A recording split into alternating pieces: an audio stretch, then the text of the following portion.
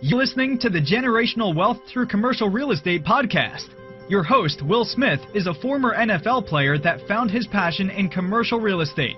Every week, you will learn from industry experts everything you need to know to get started investing in commercial real estate to build generational wealth. Hey, thank you for tuning in today. My name is Will Smith. I'm a former NFL player, and now I'm doing commercial real estate. I'm the founder and CEO of Onyx Capital Investments.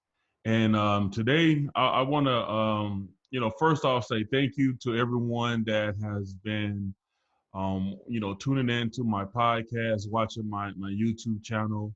It really means a lot to me. But I wanted to take a shift and do something a little different than what I've been doing. I've been bringing on, Rockstar guests around the nation that's been investing in multifamily.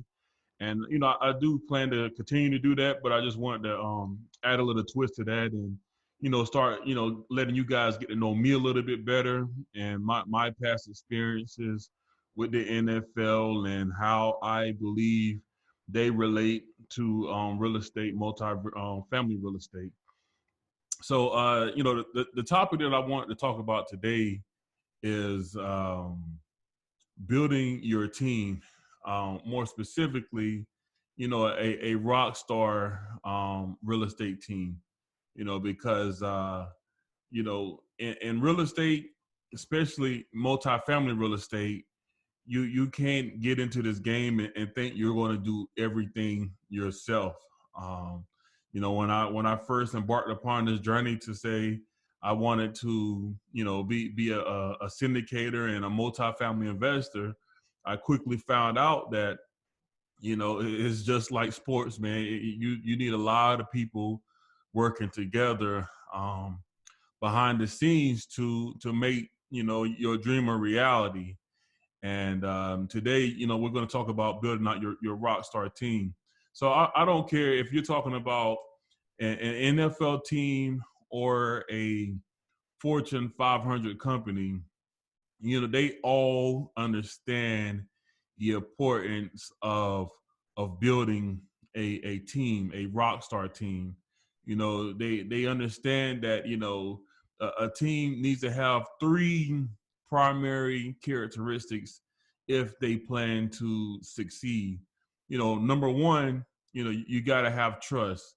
Number two, you got to have a team that has discipline. And then, the third trait of a winning team, a rock star team, is a team that, that has relentless effort. They're hard worker. They never give up. So let's talk about that first one. It's trust.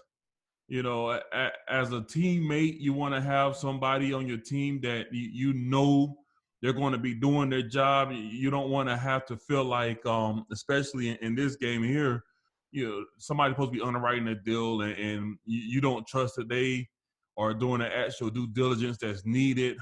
It's going to hinder everything that you're trying to get done on your side. If you're out trying to raise capital and you're worrying about the guy that's supposed to be doing the due diligence, now you got issues and you're not going to be as efficient as you should be because you're trying to do everybody's job. So trust is believing that, the people on your team can help you, achieve the goals that you want to, achieve.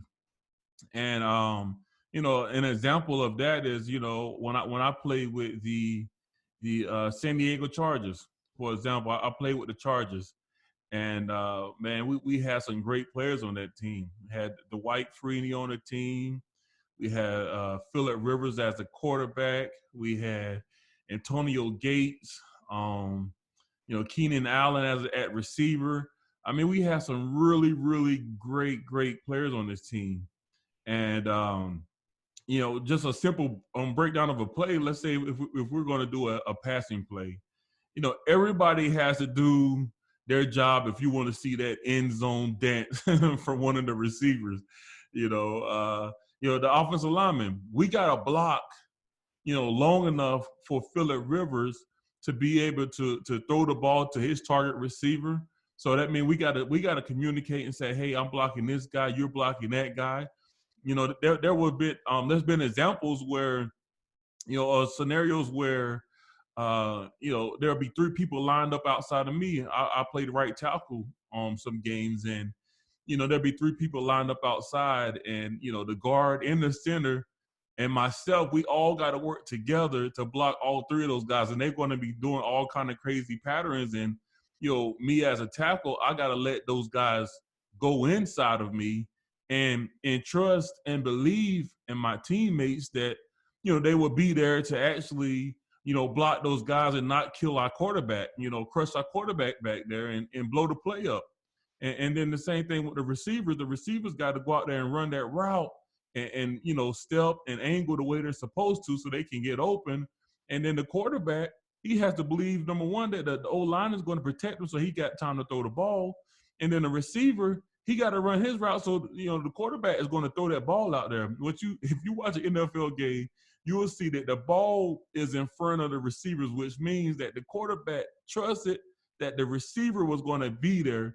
And when they're not, that's when you see the interceptions in the NFL, when everybody didn't do their job. So, everybody got to be able to do their job. You got to be able to trust your teammates that they're going to do their job. So that's very, very important when you're talking about, real estate. You want to have people on your team that you feel like you can trust. If you can't trust them, you should end the relationship right now. Okay? So that's number one. Number two, I talked about discipline. You got to be very, very disciplined, when you're looking at, multifamily assets, or just talking about teams in general. You got to be disciplined as a team because, every day there's going to be certain things that come up or things that, was unforeseen, but it's your discipline, more specifically speaking, your fundamentals of how you look at markets, how you look at deals, how you manage your deals, being disciplined about your actions behind how you do everything. And then, an example of that, with NFL would be, as a lineman, there was so many, little things that we had to be disciplined about. Number one, we got none of the love. As a lineman, we do all the work. I'm about to go on my little soapbox here. We do all the work, but we don't get no love. Only ones getting in love is the running backs, the quarterbacks, and the receivers. But anybody that really knows football, they would tell you that it's the linemen that win the game because the game is won in the trenches, right? So day in and day out, you'll be surprised at the amount of film and gameplay, game book, all of that stuff is broken down, and it's hours. I mean, countless hours goes into how can we beat this team? Where are the weaknesses in their defenses? And then, as a player, you have to be disciplined enough to go through your playbook. Every week we got new plays. So you got to be disciplined every day to go home and take the time out and study the plays, study the new schemes they're putting in, because every week that you got to do something different, because if you don't, you're going to get crushed because they know what you did last week. So every week you got to be doing something different. And, only somebody that's disciplined can, make it in that league, make it at that level, because there's so much that goes into it, so many moving parts that goes into it. So you got to be disciplined on your game prep. You're getting ready for the game. You got to be discipline on what you're putting into your body. As a lineman, man, obviously we get to eat, but at the same time, you can't go out there and act crazy and be putting all kind of mess in your body, because, your body is how you get paid in the league. And, you want your body to be able to perform at its maximum level, then you had to make sure you ate healthy and ate clean food for the most part. And then, finally, every day you had to be disciplined enough to have that mindset that, I'm going to go out here and I'm going to focus on one thing. You'll be surprised at how much difference one little step would take, whether it's a 6-inch step or a 4-foot step. That makes a difference in how you block somebody. If you win the block or if you lose the block. it's a lot that goes into your discipline of how you go out there and play your game, your fundamentals behind your game. And it's very similar with real estate. You got to be disciplined on how you look at markets, how you look at opportunities, and how you got your team and how everybody's doing their job. Because if everybody's not doing their job, if everybody's not disciplined, it goes back to trust. If I can't trust my teammate to be, disciplined on what he's doing, then it's going to make me worry about his job and mess my job up. So you got to think about all of those different kind of things. And then the last one has just been hard working, right? You want to be somebody that is the first one to the office and the last one to leave. You want to have people on your team that don't mind putting in extra hours. You want to have somebody on your team that they hate to lose, because when you hate to lose, you're going to do whatever it takes to find a way to win. Whether that's more hours or getting up early or whatever that takes, you're going to do that as a team and as a team player. So, once again, relating back to football, because so much stuff relates back to football. It's so similar to life and business.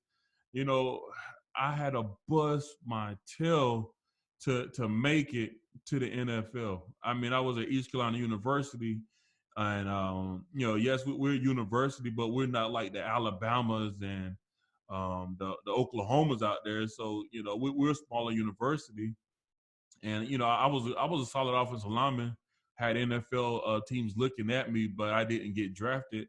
And the year I came out was a lockout year. So I'm sitting there trying to figure out what I'm going to do. So I just chose to keep working out and see what's going to happen when the lockout lifts, because I didn't get drafted. And luckily for me, I kept working out, and I had about 30, 25, 30 teams that reached out and said, we wanted you. And I was like, well, if you wanted me, you should have drafted me. So I was just, a little upset about it. But, nevertheless, I chose to go with the Redskins.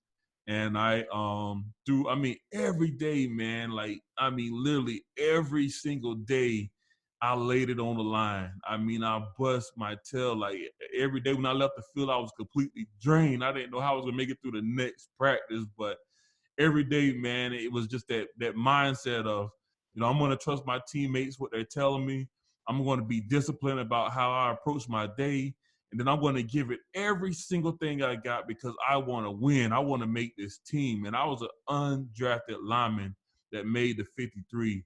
And man, that was an awesome day for me and my family. So, I just kind of think back on it and like, man, it was such an awesome experience. But I learned so much through going through all of that now, I bring that into, real estate. I bring it into my syndication business and my commercial real estate business. And man, it helped me out tremendously. So now that I talked about, just the key components and key characteristics of what you want to have on your team, let's take a moment and actually talk about the players on your team.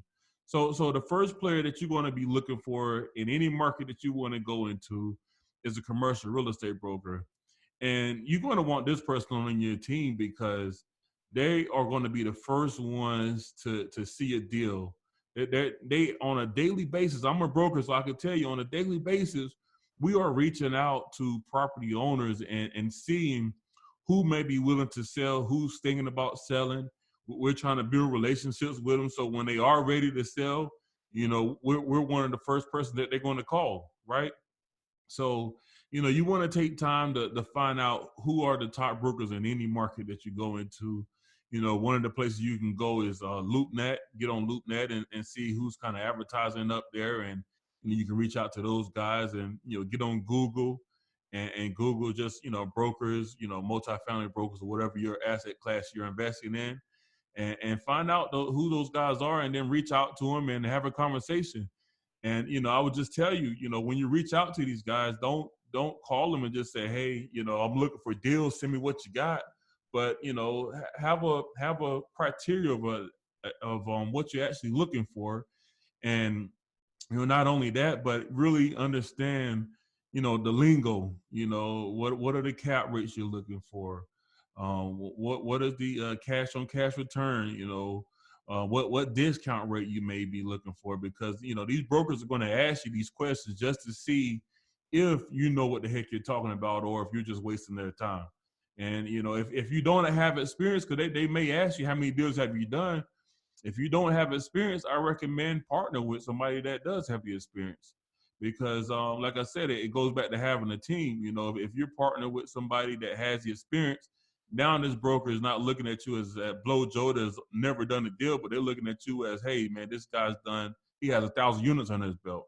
Whether that's directly through you or your mentor or your coach, you can speak with power on that. So that's something to really think about.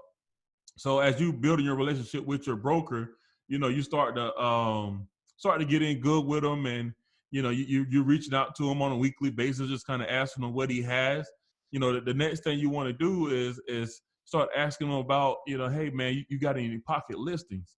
And for you that don't really know what a pocket listing is, that's when the broker just left the office of the property owner. He got the contract signed, and he goes back to his office, and he starts reaching out to his top 10 investors, the top 10 people that he think can perform and close on the deal. And he's going to see if they want to buy it. And if they don't want to buy it, then he's going to pass it around the office and talk to the other brokers and see if they got any clients that may be interested in it. And then finally, at that point, if nobody has, purchased a deal, that's when the deal goes to LoopNet and, all the public trading sites, right? So that's what you call your pocket listing. You definitely want to get on his top 10, and you're only going to do that by, building a relationship, because this is a relationship business. So really get to know somebody and how you can add value to them. Okay, so that's a pocket listing. Now I got to give a shout out to my man Vinny Chopra for this next term. It's called a napkin listing. And nobody's really talking about these napkin listings, but this is where the broker literally just left the property owner's office. The ink is still wet on the pages of the contract they just signed, and you just so happen to be taking them out to lunch, and you ask him, hey man, do you got any deals? And he said, well, actually, I literally just signed this contract right here. And he flips over the napkin and starts giving you the details. That's a napkin listing, and that's really when you want to be at. And that's only going to be the top 2 or 3 buyers of that broker that's going to see that deal. So you want to find a way to get to that top 2-3 spot, because that's when you start getting the best of the best, right? All right, so now you got your commercial broker, and you know how to find them. The next person on your team that you really want to have is a loan broker. You want to have a loan broker on your team that's experienced. They have a lot of relationships, and it's somebody that brings value to the table. You don't want to bring a loan broker to the table that just they just getting into the industry and they haven't really established themselves. And you may be saying, well, shucks, I can go out here and get my own loan. And you possibly can go get your own loans, but that's going to, spend a lot of time when there's a lot of other things that need to be going on around taking down your first deal or your first big deal. So a loan broker is going to bring the experience, they're going to bring the knowledge about behind, which loan products make the most sense, what kind of rates they're seeing out there. And then they're going to help you basically negotiate with the banks to get the best terms you could possibly get. And, obviously they get their fee, but if you got a good loan broker, then, they're worth their weight in gold. The next team player you want to have is a real estate attorney.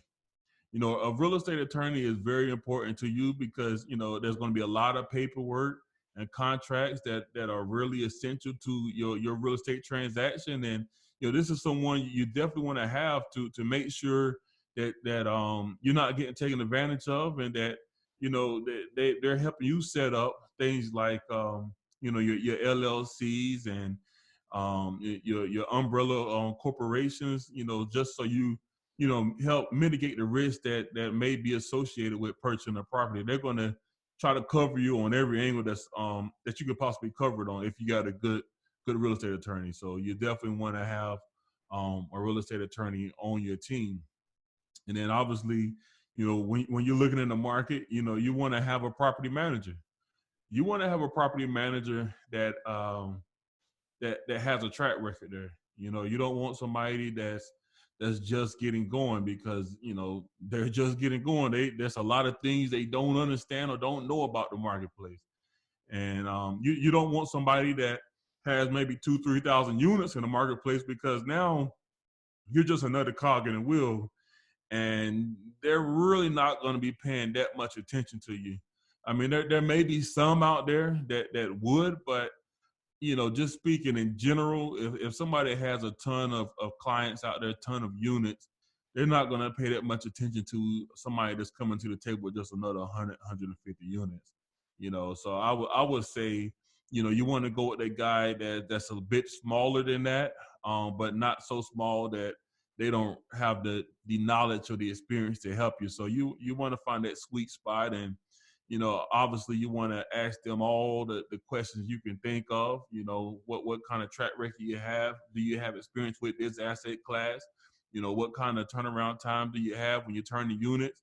Are you upcharging me for guys that's coming to the property? You really want to dig in and take the time to really ask those questions. Then obviously, speak to their current clients.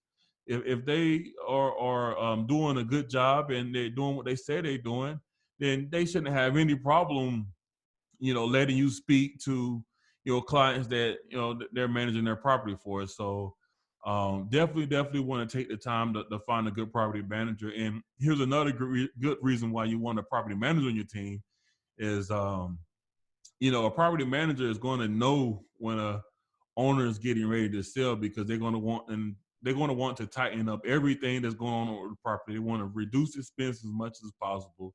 And a property manager is going to be one of the first ones to know they're selling. So if you're in really good with a property manager, that's another access point to deals in a given marketplace, right? So definitely take that serious when you're choosing your property manager. Another one you want to have on your team is a property inspector.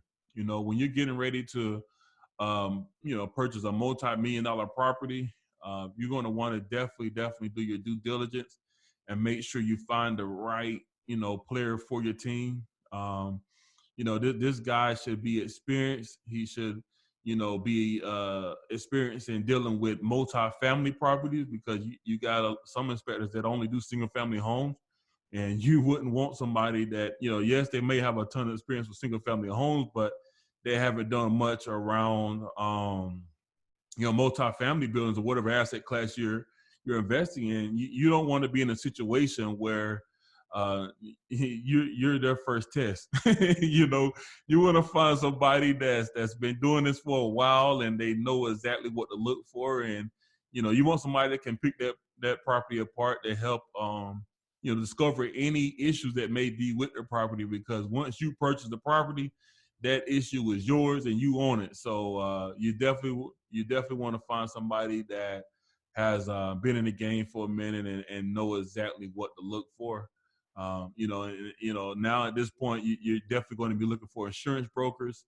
These brokers, they're well versed in all of the insurance products that are out there. That's another layer of mitigating your risk of owning a property, whether it's a fire damage or loss of income, whatever that may be. You want to choose a broker that, specializes in multifamily, just like, the property inspectors. These guys can, do a lot of different things. You want to find somebody that specializes in multifamily, because they're going to be able to help you find the best product available for you in your situation. And you just, like I said, man, do your due diligence and don't rush on this. And any quotes that come in, make sure you compare the quotes, because there's always a better deal to be had, right? And then the last person I would say that you want to have on your team is a CPA, an accountant. These people are they may be the most important person on your team, because they helping you not only file your taxes, but they showing you how you can save money on your taxes, right? You want to have somebody that has a ton of experience, and they know what you're looking for and how to reduce your taxable income to zero. And, you may say, how the heck is that possible? When you look at people like Donald Trump, somebody that can make $100 million in 1 year and not pay one dime in taxes. How is that even possible, right? Well, it's through the depreciation laws and using companies that do cost segregation studies and, the right CPA accountant, somebody that specializes in real estate, they're going to be able to help you facilitate that process. And if you want to learn more about cost segregation, I actually did an episode with Yona Weiss, episode 8 on the Generational Wealth podcast. So if you look at episode number 8, you can learn more about how to do how you do that and, what goes all into it, because it's a lot of moving parts with it. But with the right firm helping you, they can save you tens of thousands of dollars, believe me. All right, so those are all the players that you want to have on your Rockstar team. You want to have, those key components on the front end of it, though. You can have all these players on your team, but are they going to be somebody that has trust, that you can trust them? If you don't have trust in your team, then you can forget about it. Are they going to be disciplined to go in there and do the job the right way every single time? It's about consistency. It's not about can you do it 1 or 2 times the right way, but I need somebody on my team that can do it right every single time, right? And then finally, that team, all these team players here, they need to be somebody that has relentless effort, somebody that refuses to give in, somebody that they hate losing. If you could find somebody like that in one of these team players, you're going to have a team that's going to win. And I don't care what market you decide to go into, you're going to be able to dominate that space. I appreciate you guys coming on the show today and listening to the podcast. If you would, leave a 5-star review. If you like what you heard, I mean, this definitely helps me bring on, better guests so you guys can keep learning, more stuff about how to invest and how to make more money. That's all I got for you guys today. I appreciate you. God bless you.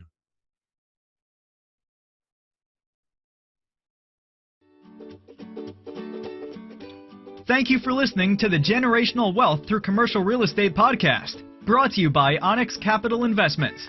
Onyx Capital Investments works with investors nationwide to invest in income-producing real estate in emerging markets. Connect online at www.onyxcapitalinvestments.com to learn more about what we're doing. If we have added value to your life, please leave us a review.